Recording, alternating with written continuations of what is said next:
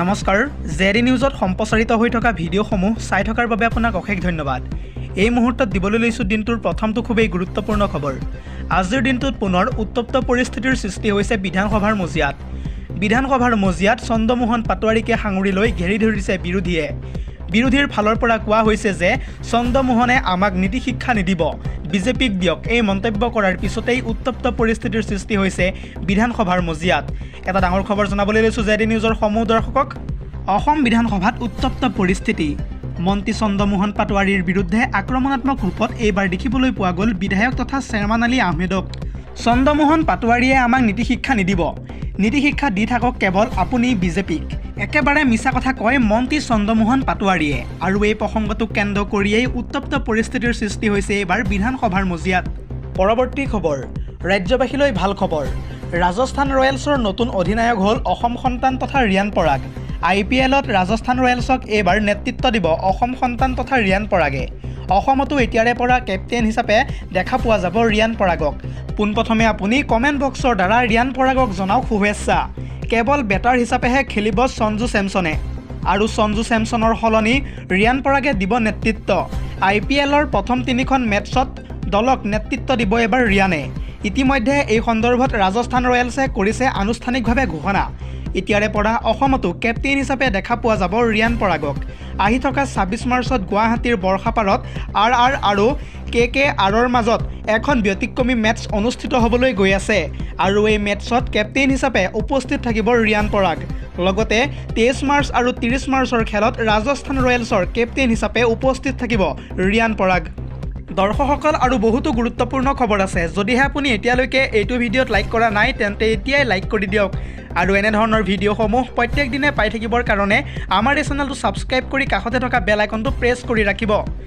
আজিৰ আমাৰ পৰৱৰ্তী খবৰটো হৈছে ছত্তীশগড়ত পুনৰ 12টাকৈ দুৰ্ধৰ্ষ মাওবাদী সদস্যক গুলীয়াই হত্যা ভাৰতীয় নিৰাপত্তাৰক্ষীৰ। ছত্তীশগড়ত পুনৰ মাওবাদী আৰু সেনাৰক্ষীৰ মাজত ভয়ংকৰ সংঘৰ্ষৰ সৃষ্টি হৈছে।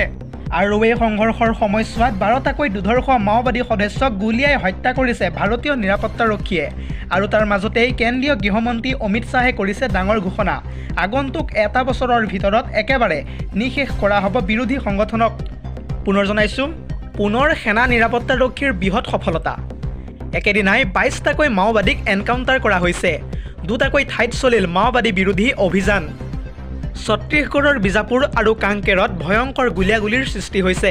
এটা বিগ ব্ৰেকিং আপডেট জনাই আছোঁ এই মুহূৰ্তত। নিৰাপত্তাৰক্ষী আৰু মাওবাদীৰ সংঘৰ্ষত 22টাকৈ বিদ্ৰোহী নিহত হৈছে বুলি জানিব পৰা গৈছে। এজন জোৱান শ্বহীদ হৈছে এই ভয়ংকৰ সংঘৰ্ষত।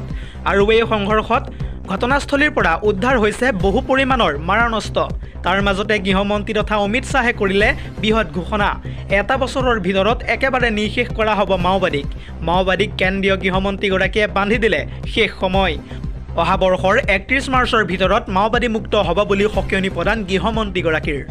আজিৰ আমাৰ পৰৱৰ্তী খবৰটো হৈছে ৰাজ্য চৰকাৰৰ বৃহৎ ঘোষণা। অসম চৰকাৰৰ অসামৰিক সন্মান লাভ কৰা সকললৈ বিশেষ সুবিধা আগবঢ়াইছে চৰকাৰে। অসম চৰকাৰৰ অসামৰিক সন্মান প্ৰাপ্তসকলে লাভ কৰিব এতিয়াৰে পৰা কেইবাটাও বৃহৎ সুবিধা। কি সুবিধা লাভ কৰিব এতিয়া চাওঁ আহক। অসম বৈভৱ, অসম গৌৰৱ আৰু অসম সৌৰভ বঁটা প্ৰাপ্তলৈ অসম চৰকাৰে আগবঢ়াইছে কেইবাটাও বিশেষ সুবিধা। তেওঁলোকে অসম চৰকাৰৰ আৱৰ্ত ভৱনত আৰু অসম ভৱনত থাকিব পাৰিব বিনামূলীয়াকৈ। লগতে আৱৰ্ত ভৱনৰ সাধাৰণ কোঠা বা VIP কোঠাত বিনামূলীয়াকৈ থকাৰ সুবিধা লাভ কৰিব। শেহতীয়াকৈ ৰাজ্য চৰকাৰে এই নিৰ্দেশনা জাৰি কৰিছে।